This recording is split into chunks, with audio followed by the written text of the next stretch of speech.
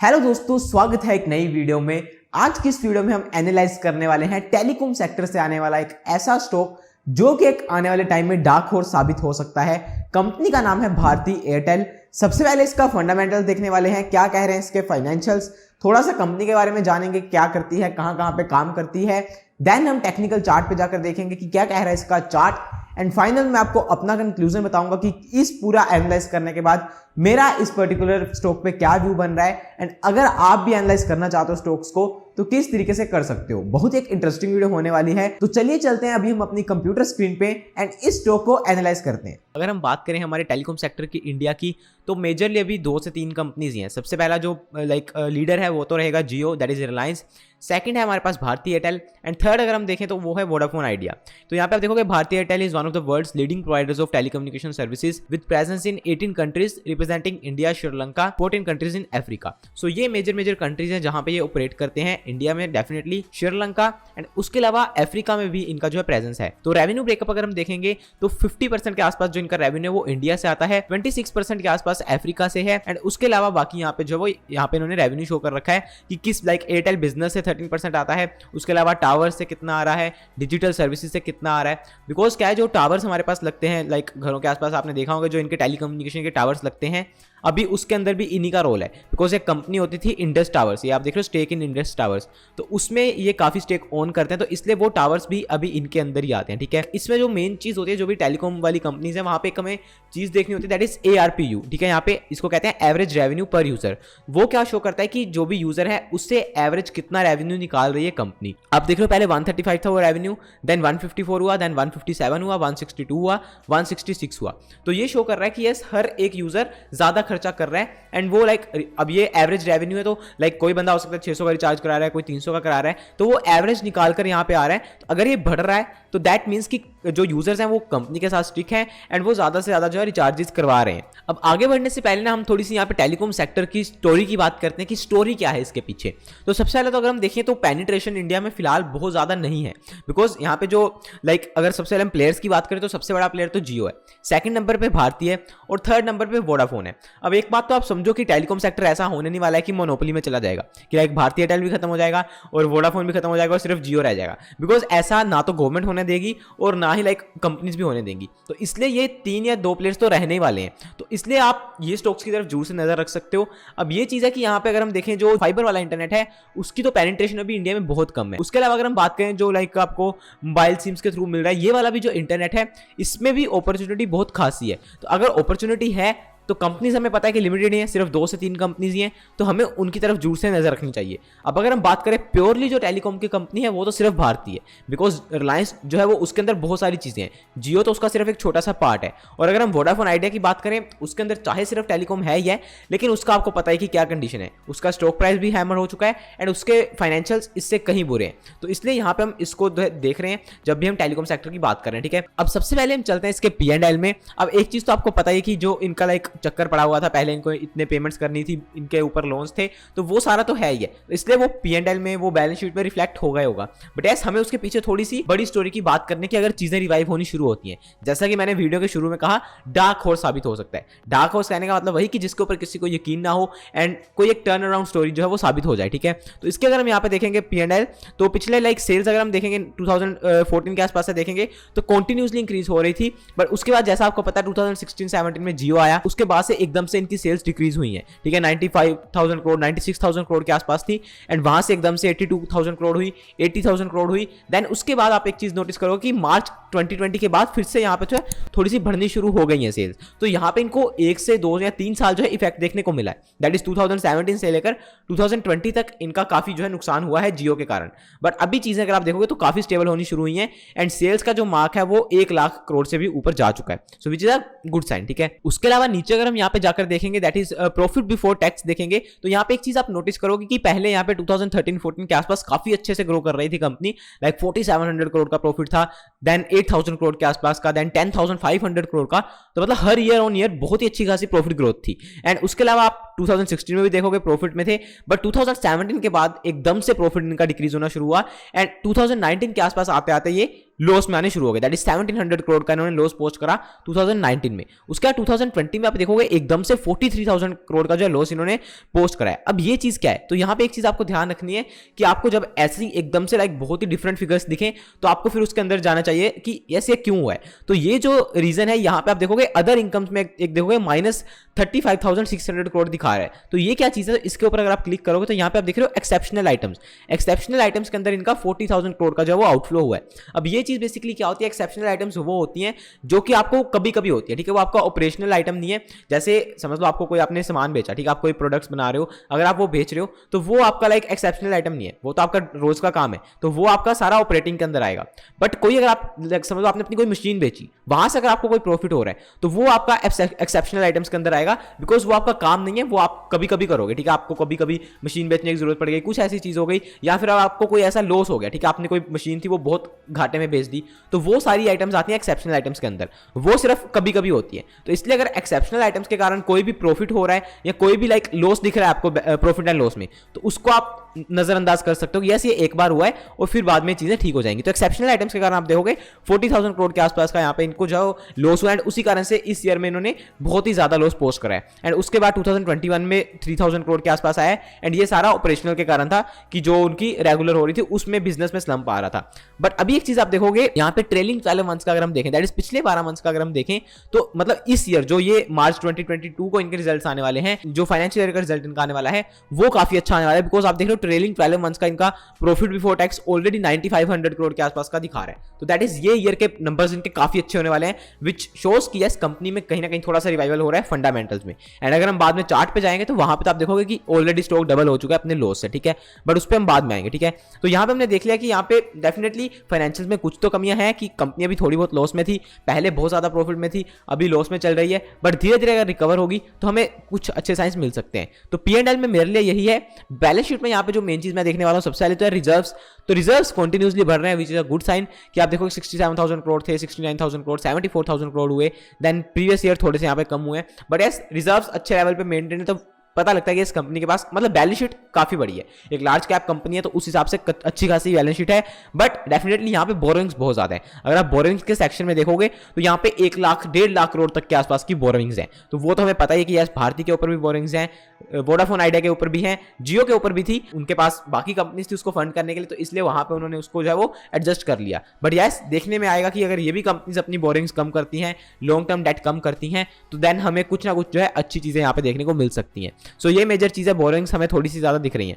उसके अलावा cash flow अगर हम देखेंगे तो ऑपरेटिंग एक्टिविटी से काफी अच्छा खासा कैश फ्लो आ रहा है। दैट इज कि जो कंपनी अपना मेन बिजनेस कर रही है, कोर बिजनेस कर रही है, वहां से अच्छा खासा रेवेन्यू कंपनी जनरेट कर रही है। अगर आप देखोगे 2020 में भी इन्होंने अराउंड 18,000 करोड़ के आसपास का वहां से रेवेन्यू जनरेट करा है। उसके अलावा अंदर नीचे आप जाकर इसको सारी चीजों को अच्छे से पढ़ सकते हो। अभी यहाँ पे हम शेयर होल्डिंग पैटर्न में चलते हैं। देन जो मेन चीज मैं लास्ट में बात करूंगा वो हम बात करेंगे चार्ट के ऊपर कि वहां पे हमें क्या अच्छी चीजें दिख रही हैं एंड किस तरीके से वहां पे कुछ चेंजेस हो रहे हैं। शेयर होल्डिंग में अगर हम बात करें तो एक सबसे अच्छी चीज ये है कि चाहे कंपनी में कुछ खासा हुआ भी है बट प्रमोटर्स ने अपना बहुत जो है शेयर कम नहीं करा है। इसको हम यहाँ पे देख लेते हैं एक बार। तो प्रमोटर होल्डिंग में अगर आप देखोगे तो यहीं पे देख लेते हैं, यहाँ पे थोड़ा ज्यादा डाटा है। तो पहले 67% था बट उसको कम कर अराउंड 55-56% के आसपास करा है। तो वो ज्यादा नहीं है बिकॉज यहाँ पे आई थिंक एक इनका कुछ राइट्स इशू वगैरह भी आया था, तो उस कारण से भी थोड़ी सी हो सकती है, but I am not sure. But yes इतनी परसेंटेज जो है वो मतलब जायज है, इतना कुछ है नहीं। FIS की अगर हम देखेंगे तो उनकी लाइक यहाँ पे कंटिन्यूसली थोड़ा सा उन्होंने बढ़ाया है। पहले 16% था, देन 20% हुआ, देन 20% के आसपास स्टेबल रहा,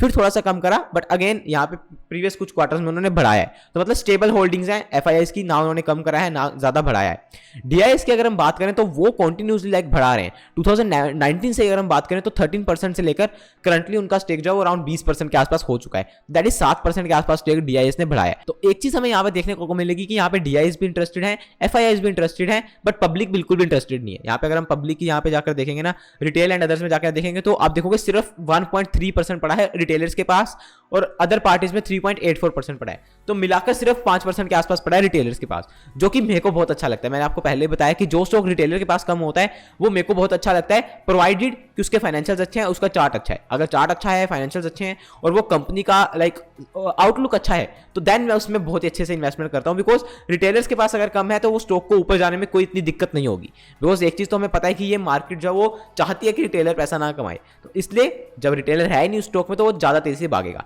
मतलब यहाँ पे मैं ये कहना चाहता हूँ कि इस स्टॉक के ऊपर रिटेलर्स को इतना यकीन नहीं है। आप एक चीज नोटिस करना यहाँ पे, मैंने आप इसके बाद हम चलते हैं अपने चार्ट पे चलते हैं, बट उससे पहले मैं आपको एक होमवर्क देना चाहता हूँ।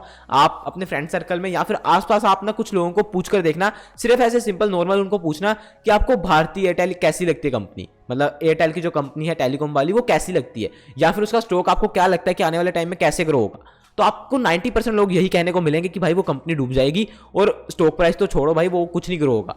बिकॉज लोगों का सेंटीमेंट ऐसा बन चुका है कि भाई सिर्फ जियो ही रहेगा और भारतीय एयरटेल वगैरह खत्म हो जाएंगे। तो ऐसा जब भी सेंटीमेंट होता है लोगों का किसी भी स्टॉक के रिलेटेड, तो वहां पे चांसेस होते हैं कि वहां पे कुछ ना कुछ जो है अलग चीजें हो सकती हैं। जैसे प्रोवाइडेड मैंने कहा कि वो कंपनी अच्छी हो, मैनेजमेंट अच्छा हो, फाइनेंशियल्स अच्छे हो और जो है आउटलुक अच्छा हो। तो इसलिए ये एक होमवर्क है, आप जरूर से करना है, मेरे को नीचे कमेंट सेक्शन में जरूर से बताना। अभी हम चलते हैं चार्ट पे, वहां पे देखते हैं कि वहां पे हमारे लिए क्या है। अब यहाँ पे हम आ गए हैं इसके चार्ट के ऊपर। अब चार्ट में देखो, जब हम लार्ज कैप का चार्ट देख रहे हैं तो वो तो आपको बहुत सारी चीजें दिखा सकता है। लाइक मैं अगर आपको कहूँ तो वो आपको आने वाले 1, 2, 3 साल का भी बता सकता है कि भाई इस स्टॉक में क्या हो सकता है, ठीक है, होगा या नहीं होगा वो बाद में हमें देखना पड़ता है। बट अगर हम बात करें बिल्कुल छोटी कंपनीज की, तो वहां पे आप फंडामेंटल्स को जरूर से ज्यादा नजर दे सकते हो। बट बड़ी कंपनीज के आपको अगर चार्ट्स पढ़ने आते हैं अच्छे से, तो आप सिर्फ चार्ट्स के ऊपर भी काम कर सकते हो। अब वो कैसे पढ़ना होता है तो उसकी हम बात करते हैं। अब सबसे पहले हमने यहाँ पे मंथली चार्ट लगा रखा है। तो अगर आप ही मंथली चार्ट देखते हो किसी कंपनी का, तो आपको कुछ ऐसा दिखेगा कई बार, ठीक है, यहाँ पे नीचे नीचे दिखेगा सब कुछ। तो आपको साइड से यहाँ पे LOG दैट इज लोगरिथमिक में क्लिक करना है एंड फिर आपको अच्छे से चार्ट दिखेगा। अब इस चार्ट में बेसिकली सबसे पहला क्या खास है, अगर हम इसको देखें, यहाँ पे हम रेक्टेंगल लगाते हैं, तो यहाँ पे हमने कुछ इस तरीके से रेक्टेंगल लगा दिया, ठीक है। अब अगर आप देख रहे हो ये एक लाइक रेंज में फंसा हुआ था अराउंड 2007 से 2007 में इसने हाई लगाया था अराउंड 470 के आसपास का, एंड वो हाई ये कभी क्रॉस ही नहीं कर पाया अगले 13 साल तक, और फाइनली इसने 2020 में उसको आसपास कहीं क्रॉस करा है, ठीक है। अब ये जो लाइक 13 साल की कंसोलिडेशन है, तो आप देखोगे इस टाइम पीरियड में लाइक किसी ना किसी ने यहाँ पे इसको उठाया है, किसी ना किसी ने एक्यूमुलेट करा है। अब वो हमें कैसे पता लगा, जब यहाँ से ये ऊपर जाना शुरू हो गया, ठीक है, यहाँ से इसका ब्रेकआउट आना शुरू हो गया, तो दैट मीन्स यहाँ पे किसी ने एक्यूमुलेशन करी है। अब एक चीज तो ये हो गई कि एक बहुत ही अच्छी खासी लाइक 13 साल की रेंज का इसका ब्रेकआउट आया, ठीक है, वो आया था यहाँ पे, उसके बाद यहाँ पे ब्रेकआउट हुआ, थोड़ा सा वापस आया और फिर वहीं पे आ गया। इसको अगर हम थोड़ा सा नीचे करें इस ब्रेकआउट लेवल को, तो यहाँ पे देख सकते हो वहां पे रिटेस्ट हो गया, ठीक है। जैसे मैं आपको बताया कि जो भी स्टॉक्स हैं वो लाइक ब्रेकआउट जब करते हैं उसके बाद रिटेस्ट भी कई बार करते हैं, ठीक है, कई बार नहीं मतलब बहुत टाइम करते हैं। तो ये जो रिटेस्ट हुआ है दैट इज की इसने अपनी सपोर्ट को फिर से टेस्ट करा है। ये जो पुरानी लाइक इसकी रेजिस्टेंस थी वो अब इसकी सपोर्ट बन गई, ठीक है। ये सारी रेजिस्टेंस थी पिछले 13 साल से, अभी यहाँ पे इसने सपोर्ट का काम किया, देन वहां पे इसने अच्छा खासा जो एक बहुत ही लाइक डोजी बनाई। उसका एक मॉर्निंग स्टार का इसको हम सेटअप कहेंगे नहीं, बिकॉज मॉर्निंग स्टार थोड़ा नीचे बनता है, बट ऐसे यहाँ पे इसने बहुत ही अच्छा खासा रिवर्सल दिया एंड वहां से स्टॉक ऊपर चलना शुरू हो गया, ठीक है। अब मंथली चार्ट में हमें एक चीज दिख गई कि इसका अच्छा खासा ब्रेकआउट हो गया है, दैट इज मंथली लेवल का 13 साल के बाद ब्रेकआउट हुआ है, और फिर वहां से स्टॉक ये नहीं कि 400 का ब्रेकआउट हुआ है और 800 होकर खत्म हो जाएगा, यहां से स्टॉक और भी ऊपर जा सकता है। उसके अलावा सेकंड चीज यहां पे इंटरेस्टिंग है, दैट इज वॉल्यूम्स, ठीक है। अगर आप देखोगे यहां पे इंटरेस्टिंगली एकदम से वॉल्यूम बढ़ने शुरू हो गए हैं। आप इसको अगर देखोगे एवरेज लगाकर देखोगे तो बिल्कुल नीचे नीचे वॉल्यूम्स थे, बट सडनली यहां पे ब्रेकआउट होने के बाद एकदम से वॉल्यूम्स में स्पाइक आया है। तो दैट इज यहाँ पे कहीं ना कहीं थोड़ा सा यहाँ पे बड़े लेवल का काम हो रहा है। सेकंड चीज हमारी कंफर्मेशन हो गई, वॉल्यूम्स बढ़ रहे हैं, प्राइस ऊपर जा रहा है। थर्ड चीज अगर आप देखोगे तो RSI की रेंज में शिफ्ट आया है। अब अगर एक चीज आप नोटिस करोगे, मैं सिर्फ आपको ये बता रहा हूं चार्ट कैसे एनालाइज करना होता है, बिल्कुल सिंपल लैंग्वेज में, सिंपल आपको कुछ चीजें देखनी है, उसके अलावा कोई चार्ट में ज्यादा रॉकेट साइंस नहीं लगानी है। आप देखो जब यहाँ पे रेंज में फंसना शुरू हुआ था 2007 में, तो इसकी RSI चलेगी थी 60 से नीचे। तो मैंने आपको पहले भी बता रखा है कि मंथली में जब भी RSI 60 के नीचे जा रही है तो दैट मींस कहीं ना कहीं थोड़ा सा स्टॉक जो वो साइडवेज हो सकता है या कुछ टाइम रुक सकता है। तो वहां पे 60 के नीचे RSI चलेगी, उसके बाद अगर आप देखोगे तो कभी भी लाइक पूरे 10 साल तक वो 60 से ऊपर नहीं आई, सिर्फ यहां पे आई थी, दैट इज 2017 में। वहां पे ब्रेकआउट हुआ भी, ठीक है, यहां पे ब्रेकआउट हुआ बट वो ब्रेकआउट फेल हो गया। जब फिर से वापस आ गया 60 में, दैट इज ये फिर से रेंज में आना चाहता है, तो ये ब्रेकआउट फेल हो गया, उसके बाद फिर रेंज में आ गया, उसके बाद फाइनली इसने फिर से 60 की आरएसए को ब्रेक किया यहाँ पे, दैट इज 2019 के आसपास, बट उसके बाद फिर से ऊपर से यहाँ पे कोविड आ गया तो फिर थोड़ा सा वापस आ गया, बट उसके बाद अगर आप देखोगे तो अब यहाँ पे कंटिन्यूअसली आरएसए जो है 60 से ऊपर है, तो दैट इज अगर मंथली टाइम फ्रेम में आरएसए 60 से ऊपर है तो इट शोज कि स्टॉक में काफी ज्यादा स्ट्रेंथ है, बिकॉज अगर आप ये बुल रन देखोगे इसका, जो कि यहाँ पे ये 9-10 रुपए से ऊपर 500 रुपए हो गया था, तो आप देखोगे यहाँ पे आरएसआई कंटिन्यूअसली 60 से ऊपर थी, तो ये शो करता है कि इसमें काफी स्ट्रेंथ है। ठीक है, अभी ये हमने मंथली चार्ट का एनालाइज कर लिया,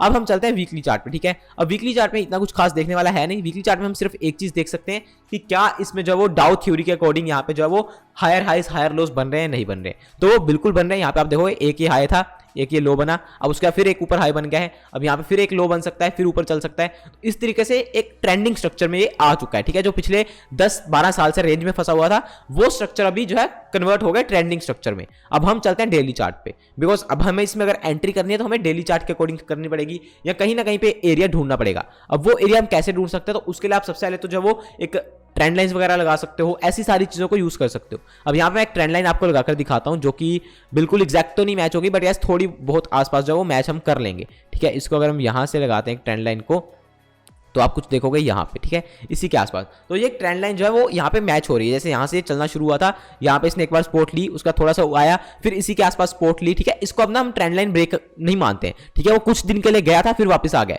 तो जब आप एक्सपीरियंस्ड हो जाते हो तो आपको पता लग जाता है कि ये हम इसको ब्रेक नहीं मानते हैं। इसको हम ब्रेक तब मानते हैं जब ये नीचे गया था, उसका जब ये वापस आया था तो फिर वापस आना शुरू हो जाता, दैट इज यहाँ पे इसको ये वापस इसको रिटेस्ट करके वापस आ जाता, उसको हम मानते हैं कि ये ट्रेंड लाइन ब्रेक हो गई। बट यहाँ पे हम इसको नहीं मानेंगे कि ब्रेक हुई। ठीक है, फिर वापस आया, फिर इसी के आसपास इसने सपोर्ट ली, अब फिर यहाँ पे आया था, फिर इसी के पास सपोर्ट ली, अब ऐसा भी हो सकता है कि यहाँ से फिर वापस आ जाए और फिर इसी के आसपास सपोर्ट ले ले, तो वहां पे एक आपका अच्छा एरिया होगा जहां पे आप इसको एक्यूमुलेट करना शुरू कर सकते हो। ठीक है, बिकॉज वहां पे आपका रिस्क रिवॉर्ड अच्छा होगा। बाकी करने को आप यहाँ पे भी कर सकते हो, बिकॉज यहाँ पे क्या हुआ है, यहाँ पे अगर आप देखोगे तो यहाँ पे भी मैंने आपको मंथली चार्ट दिखाया था, अब यहाँ पे आपको डेली चार्ट में मैं लगाकर दिखाता हूँ वो चीज। ठीक है, सेम मैं रेक्टेंगल बनाऊंगा, सेम आपको लगेगा कि हाँ सेम चीज हुई है। ठीक है, यहाँ पे जैसे हमने मंथली चार्ट में लगाई थी, तो आप देखोगे पिछले लाइक यहाँ पे कुछ 4-5 महीनों से ये रेंज नहीं काट पा रहा था। ठीक है, यहाँ पे एक बार गया, फिर वापस आ गया, फिर गया, फिर वापस आ गया, एंड फाइनली इसने इस कैंडल के थ्रू इस रेंज को काट दिया, एंड सेम टाइम पे इसकी आरएसआई 60 के ऊपर चले गई। तो ये शो करता है कि अभी इसके अंदर जो शॉर्ट टू मीडियम टर्म के अंदर जो है इसमें मोमेंटम आना शुरू हो गया। तो यहां से इसी तरीके से आप चीजों को देख सकते हो। मंथली चार्ट हमने देखा, वहां पे भी सेम पैटर्न दिखा, डेली चार्ट दिखा, वहां पे भी सेम पैटर्न दिखा। अब डेली चार्ट का पैटर्न जो है उस अकॉर्डिंगली काम करेगा, मतलब ये 1-2 महीने के लिए काम करेगा, जो मंथली वाला है वो उस अकॉर्डिंगली काम करेगा, वो 1-2 साल के लिए काम करेगा। तो इस तरीके से आपको जो है चार्ट को जो वो अप्रोच करना होता है। तो मेरे हिसाब से इसका चार्ट बहुत ही ज्यादा अच्छा है और बहुत ही लाइक कहूं तो स्मूथ चार्ट है, मतलब जिसको कहते हैं ना कि अपने हिसाब से चल रहा है और अपने ट्रेंड के में। अब यहाँ पे इसका चार्ट देखोगे ना तो आपको बाहर की कोई नॉइज नहीं दिखेगी कि यस यहाँ पे इसके ऊपर कर्जा है, ये है, 50 तरीके की न्यूज चल रही है, बाहर कुछ नहीं दिखेगा। आपको सिर्फ दिखेगा कि ये एक चार्ट आई थी, 500 रुपए का स्टॉक जो है वो 750-800 हो गया था, ये नॉर्मल करेक्ट कर रहा है और अभी ऊपर चल रहा है। ठीक है, अब ये करेक्ट कर रहा था, तो एक और चीज यहाँ पे हम लगाकर देख लेते हैं। वो चार्ट के अंदर तो बहुत सारी चीजें होती है देखने वाली। तो यहाँ पे अगर आप इसकी रिट्रेसमेंट लगाकर देखोगे तो आप देखोगे ये रिट्रेसमेंट कर रहा था अराउंड 50% की, एंड यहाँ पे इसको अगर हम हटा दें तो ज्यादातर अगर आप देखोगे इसने जो सपोर्ट ली थी वो बार बार ली थी 38% की रिट्रेसमेंट पे, और सिर्फ एक तो बार यहाँ पे 50% की रिट्रेसमेंट पे आया था। तो एक बहुत ही हेल्दी करेक्शन है इस ट्रेंड के बाद, ये अच्छी खासी करेक्शन है। ठीक है, और अगर आप इसको नीचे वाले ट्रेंड के साथ भी देखोगे तो इसने अच्छी खासी करेक्शन कर ली होगी। यस, दैट इज 38% के आसपास की इसने करेक्शन कर ली है इस पूरे बड़े वाले ट्रेंड की। ठीक है, तो मेरे हिसाब से ये चार्ट बहुत ज्यादा अच्छा है, एंड डेली टाइम फ्रेम में अगर आप देखोगे तो अब इसके जो वो हायर हाइज बनने शुरू हो चुके हैं। ठीक है, इसको अगर हम एक बार लगाकर देखें तो यहाँ पे आप देखोगे एक ये हाई, एक ये लो, एक ये हाई, एक ये लो, एंड ये अब ये अपनी नई जर्नी के लिए शुरू है मेरे हिसाब से। ठीक है, बाकी अगर नीचे हमें मिल जाता है तो वो एक गोल्डन अपॉर्चुनिटी होगी मेरे हिसाब से इसको एक्यूमुलेट करने की। ठीक है, सो यही था हमारा एनालिसिस भारती एयरटेल के ऊपर। बाकी मैं आपको बताना चाहूंगा ये कोई भी रेकमेंडेशन वीडियो नहीं है। इस वीडियो के थ्रू मैं आपको सिर्फ ये बताना चाहता हूं कि अगर आप अपने बिहाफ पे स्टॉक्स एनालाइज करना चाहते हो तो किस तरीके से कर सकते हो, क्या क्या चीजें आप चेकआउट कर सकते हो। बाकी अगर आप इन्वेस्ट करना चाहते हो स्टॉक मार्केट में, उसके लिए आपको डीमेट अकाउंट की जरूरत होती है। तो अगर आपके पास डीमेट अकाउंट नहीं है तो डिस्क्रिप्शन में आपको लिंक मिल जाएगा, एंजल वन पे आप बिल्कुल फ्री में अपना अकाउंट ओपन करवा सकते हो। कोई भी अगर आपको दिक्कत आती है तो आप मेरे को मैसेज कर सकते हो जब आप अकाउंट ओपन कर रहे हो। बाकी इस वीडियो को देखने के लिए धन्यवाद। अगर आप स्टॉक मार्केट के बारे में और सीखना चाहते हो तो यहाँ पे वीडियोज आ रही हैं, इनको चेकआउट कर सकते हो। चैनल पे पहली बार आए थे तो सब्सक्राइब कर सकते हो। मैं मिलता हूँ नेक्स्ट वीडियो में। Thanks for watching. जय हिंद, वंदे मातरम।